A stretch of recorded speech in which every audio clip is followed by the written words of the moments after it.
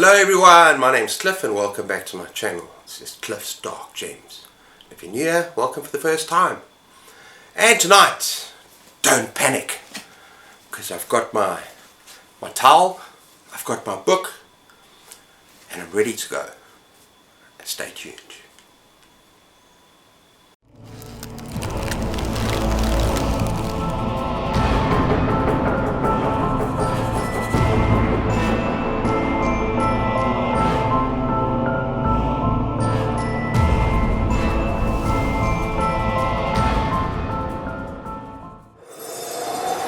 Okay everyone, so this is the Hitchhiker's Guide to the Galaxy tag.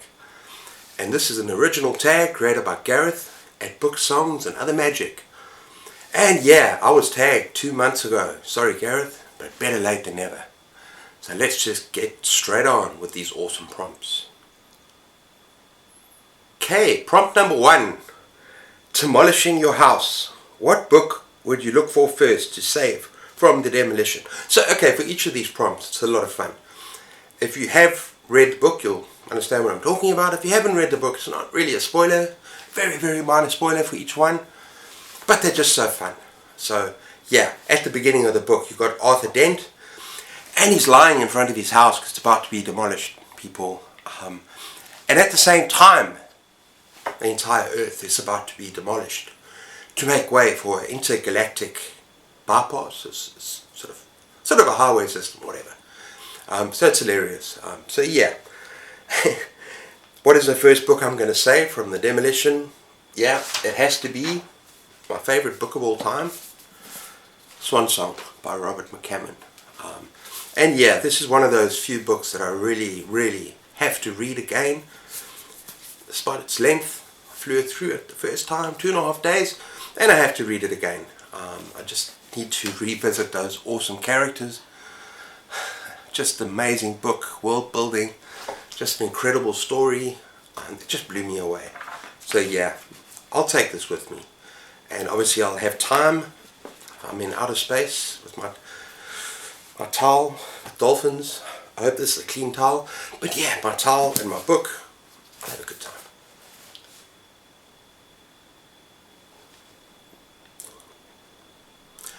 Oh, and it's also not just my favorite novel. This was a birthday present from my wife. A very expensive, imported birthday present, which was sent to me twice. The first time it was taken from someone. I lent it to someone and never got it back. So yeah, I'm going to treasure this book always. And yeah, so that's Swan Song. Okay, prompt number 2. Vogon Poetry. Oh dear. Quote a poet. What? Quote a poet. A line of poetry or a lyric that you love. Okay, now I've decided to go with 2 extracts from 2 poems by the same author that I love. Same poet that I really enjoy. And that's T.S. Eliot. And the one is The Wastelands. The other one is, The Hollow Men. And I'm going to first just do an extract from The Wastelands, because it's a very long poem that I studied at university. I fell in love with it. And obviously I'm not going to go into the poem right now, but I just think these words are powerful. Yeah. What are the roots that clutch? What branches grow out of the stony rubbish? Son of man, you cannot say or guess, for you know only a heap of broken images, where the sun beats, and the dead tree gives no shelter, the cricket no relief, and the dry stone no sound of water. Only there is a shadow under this red rock. Come in under the shadow of this red rock, and I will show you something different from either your shadow at morning striding behind you, or your shadow at evening rising to meet you. I will show you fear in a handful of dust. Love that poem, people. And yeah, just another T.S. Eliot poem, Slow Men. Short extract. Man, I had a whole list of World War II poems that World War I poems. I'm just going to keep it to this, otherwise the video is going to be too long. The Hollow Men. We are the hollow men. We are the stuffed men. Leaning together, headpiece filled with straw. Alas, our dried voices, when we whisper together, are quiet and meaningless as wind in dry grass, or rat's feet oh broken glass, in our dry cellar. Shape without form, shade without colour, paralyzed force, gesture without motion. Those who have crossed with direct eyes to death's other kingdom, remember us, if at all, not as lost, violent souls, but only as a hollow men, as stuffed men. Yeah. Pretty hectic stuff. Just love T.S. Eliot. Pretty good. Okay, the next one is a really interesting one that I've given a little bit of thought, and that is number 3, which is 42, the answer to life, the universe, and everything. What is the point? What is the meaning of life? Okay, yeah. So in this book, this supercomputer, mild spoiler, is given a question. Yeah, the most powerful computer in the world, in the universe, which is the world. So yeah, in the entire universe, a supercomputer was created to answer the question, what is the meaning of life? And yeah, the answer after millions of years is 42. Well, didn't really know what the question was. And yeah, so, this is so subjective, people. And in Gareth's answer on his video, but I'm actually going to get to that. In my response to Gareth's video, I said there's an African term called Ubuntu, and it's an African philosophy, and it's about compassion, it's about kindness, it's about shared community, and it's almost about how the collective is more important than the individual, which I love in the Ubuntu spirit. I love that idea of being kind to each other, being compassionate, loving each other.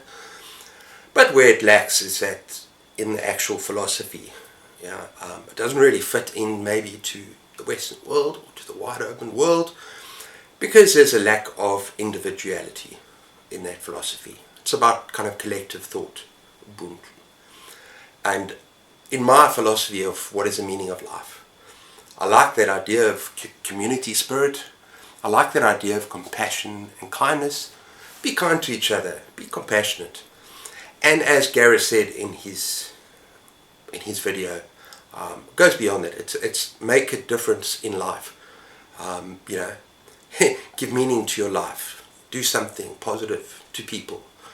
And yeah, but I think it goes beyond that. It's about thinking for yourself and questioning things, questioning everything. It's not enough just to be kind. You have to question, and sometimes you have to fight for what is right. And yeah, it's all very well to just be kind and loving, but you can't be passive. You've got to be active in the way that you show that. And if something's not right with the world, or your world, it can be big or small, difference that you make, you have to do something about it. So you have to be kind of proactive and active. And so yeah, if you see something like in government, or you see something with people and the world, with love in your heart, you've got to do something, you've got to take action. And if that means, I'm pushing it even further, that means fighting for what is right, fighting for what is true and good in the world, as Sam says to Frodo. Yeah, there's still some good in the world that's worth fighting for. So that, if it comes to that, you have to actually stand up and fight. There's no point just being passive. That's not why we're here. So yeah, you have to, what did he say? It's about meaning, making a change with the world, making the world a better place. And it can be in a lot of different ways, but sometimes you have to fight. You just have to. And you have to protect what's good. And that doesn't necessarily mean taking up arms. It just means you just can't just sit there. You've got to do something. So I think that's the meaning of life, is to have love and compassion in your heart, but you've got to go forward and actually be part of the world as well. I think. Okay, moving on. Prompt number 4. It's radio beginning. What is your favorite memory in your experiences as a listener to the radio? Okay, I don't go that far back with this. Well, I do. I'm 54 now. I'm going back to when I was in like junior high school. And we used to have those old radio cassettes. Right, you can put a blank cassette in and record songs from the radio. And I'd remember listening to kind of late night DJs on South African radio. They played rock, played metal, played hard rock. And there were two of them. I had to actually look them up because I forgot about them. There was one called Chris Pryor on Radio 5. He was called the Rock Professor. And then there was Barney Simon. It's very much alternative rock, like Sisters of Mercy, that kind of thing. And yeah, I would sit up at night, my finger on the thing, ready to push down and record if I heard a song I liked. And try and fill the tape like that. It's just a lot of fun. So yeah, that's my earliest memory. Okay, prompt number 5, the towel. Yeah, it's actually quite hot with this thing around me.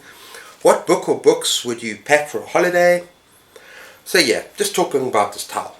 It's got dolphins on it, people. So I thought it was appropriate for this book. If you know, you know. You know, so long and thanks for all the fish. Yeah. Anyway, when I think about books that I would pack for a holiday, well, I'm in the mood now, right now. Maybe we would read a lot, maybe not. I don't want it to be too serious, too taxing, or too heavy, even with horror. So I'm going to go with, and I'm busy with the series right now, part 2 of the Aberrat by Clive Barker. Kind of a dark fantasy, YA, horror elements, but just a lot of fun, sort of escapism, and it helps that it's on these islands as well, so that helps a lot. And then I want to read short stories, people. So I'm going to pack like collections of short stories, like I need to reread Clive Barker's Books of Blood. So yeah, and it's like a quick, easy read in one sitting. Maybe you go for a swim in the ocean, come back, you know, that kind of thing. So yeah, plain and simple. Another collection that I want to get to that I haven't read yet. In fact, I think it was on my pile of possibilities this month, I'm not sure. And that is Chad Lutzke's Spinal Remains. So yeah, really short, kind of quick fiction. That's the way to go for this, in my opinion. So yeah. Okay, prompt number 6. The Infinite Improbability Drive. Name a fast read. Oh yeah, I think look, I haven't read this book for a long time, but The Infinite Improbability Drive. It's just this incredibly powerful spaceship. It can take you improbably to other planes of existence. I think it leaps through space and time, and yeah, I'm not going to try and explain it. It's a brilliant book, you should read the whole thing. Okay, so yeah, it's a quick and fast read, and I'm going to go with Skullface Boy by Chad Lutzke. Very easy read, kind of bordering on YA, I don't care. It's one of the best horror with heart books I've ever read. One of the best books I've read. Absolutely love this. Yeah, about a 16-year-old boy with a skull for a face, and he goes across America backpacking, you know, with nothing. Meets all these weird and wonderful kind of Lynchian characters, some of them. He has these kind of bizarre adventures, kind of goes through some horrific stuff, but it's heartwarming, it's wonderful, it's magical, and I just love this book. So yeah, quick and easy as well. Prompt number 7. Don't panic. Name a book with great levels of tension or suspense. Okay, for this one, I'm going to go with Intensity by Dean Koontz. I've spoken about this book a lot. Probably my favorite Dean Koontz book. And yeah, it's just about this absolute psychopath. And this is cat and mouse game with our protagonist, female protagonist. I'm not going to go to the names now. But it is so tense, people. It is so action-packed. It'll have you at the edge of its seat. At the edge of your seat, excuse me. And yeah, I really, really enjoyed it. And yeah, from the first chapter, it's not really a spoiler because it happens right at the beginning. The psychopath basically, yeah, kills a whole family. The first chapter. Gruesomely. And yeah, this woman, protagonist, what's her name? China. Yeah. Her will to live. But she goes through all sorts of stuff with this character. Like I said, it's cat and mouse. It gets very dark, freaking dark. And yeah, it reads like a thriller, but in many ways it's a horror as well. So that's Intensity. Okay, and prompt number 8, the final prompt, people. TV and film adaptations. Pick a book to discuss one or more TV or film adaptations that you know of the book. Pick good and bad if it's relevant to the book. Okay, yeah, I'm going to go with big chunker, Stephen King, It. Yeah. We got the 1990s version, which is a 2-part miniseries starring Tim Curry as Pennywise. And then we got a 2-part film, first one in 2017 and a second one in 2019. And it stars Bill Skarsgård as Pennywise. I butchered that name. Now, yeah, I'm not really going to talk about good and bad here because I enjoyed both. With the exception of part 2, the film in 2019, and I'm going to explain why in a minute. But my favourite is the 1990s miniseries because I'm nostalgic, people. I'm older, and I just think that this particular miniseries had a bit more heart and soul in a way that it conveyed the characters, the kids and the adults, and the story. I think it stuck to the story a bit better. Yeah, I'm not going to give any details of the book or the movie, just giving the differences here. I found that the first movie, 2017, the remake, was freaking terrifying and very well done. A lot of special effects, a lot of jump scares, which is the difference to me, because Tim Curry, with his portrayal of Pennywise, it's just the best thing ever for me. It was scary when I watched it. And yeah, I just found that this remake, look, the first one was actually really good. The first film, particularly the kids, I think they were very good actors.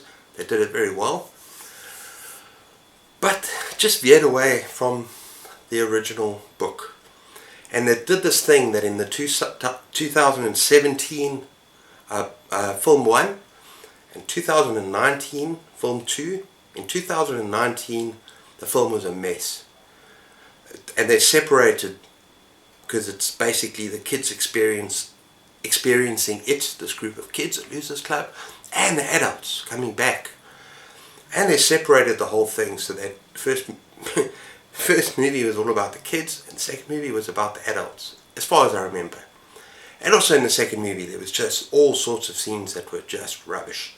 Had nothing to do with the book, it changed too much.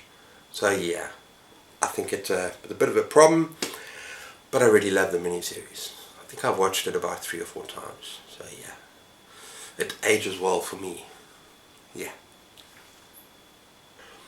Okay everyone, so that's a Hitchhiker's Guide to the Galaxy tag, done and dusted. Thanks Gareth for tagging me. I'm going to tag some folk, but I'll do it down below. I can't think offhand. And yeah, let me know what you think. You know, have you read Hitchhiker's Guide to the Galaxy? Have you read any of the books I've spoken about? Have a conversation with me down below. And yeah, take care of yourselves everyone. Until next time, don't panic. Keep safe. Keep those pages turning. And cheers.